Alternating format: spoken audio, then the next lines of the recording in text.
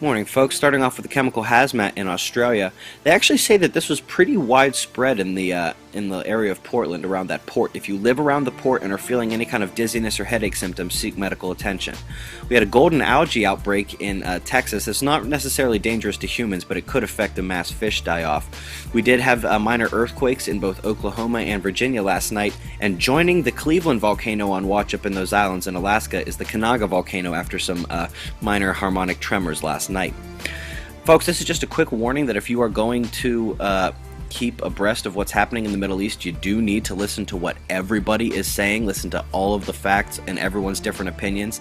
That includes the Israelis, the Iranians, the Russians, the Chinese, the other Arab states, and the United States. Get all the facts.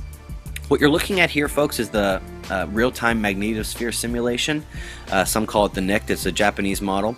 It's pretty quiet right here, but as you can see the dynamic pressure beginning to rise. This is a coronal hole stream that actually arrived about 12 to 24 hours later than we thought.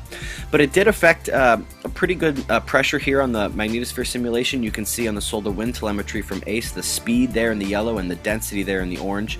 The yellow is still rising. We had a spike briefly there in the solar wind density where we had up to 20-25 protons per cubic centimeter. That did cause a brief geomagnetic storm, as you can see there in the red. The Canadian chain of magnetometers is showing a bit of disturbance as well. The HARP fluxgate magnetometer is showing the disturbance in the outermost magnetic layer. Same thing here on the GOES magnetometer.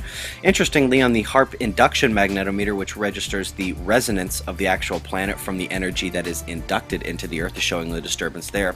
And it's not just our magnetosphere, folks, it's our ionosphere as well. Solar plasma did penetrate and juice up the total electron content. And as you can see, the solar wind speed is still rising. We're going to have to keep an eye on this. In addition to the solar wind we're also watching this solar active region that kind of came out of nowhere. NOAA did not number it or give it a magnetic classification last night, but it did give us our first C flare that we've seen in a number of days, and that is confirmed here on the GOES X-ray flare monitor. You can see it right there. That was the flare.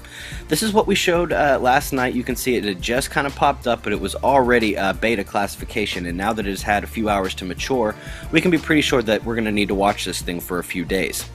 Folks, we have another coronal hole that is going to be turning towards an Earth-facing position in a couple of days. That's the dark one right there. But do you notice this line of magnetic filaments right here?